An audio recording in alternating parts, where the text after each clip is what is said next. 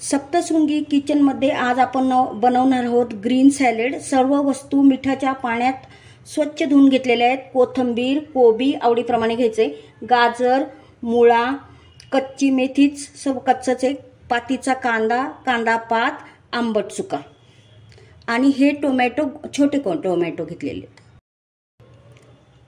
आता हा आंबट चुका अतिशय बारीक बारीक असा कट करून घ्यायचा आपल्याला। या पद्धतीने सर्व साहित्य आता कट करायचं आपल्याला। आपला आता ग्रीन सॅलेड तयार झालेले आहे।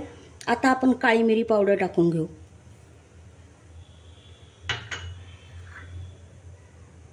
बडीशोप,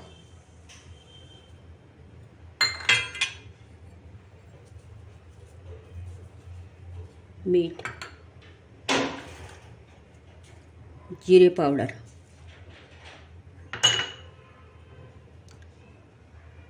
लाल मिरची पावडर,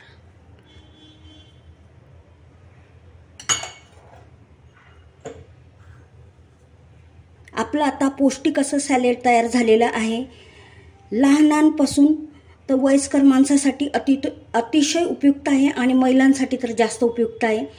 तर हे सॅलेड आवडल्यास नक्की सप्तशृंगी किचनला लाईक, शेअर, सबस्क्राईब करा आणि नक्की करून पहा।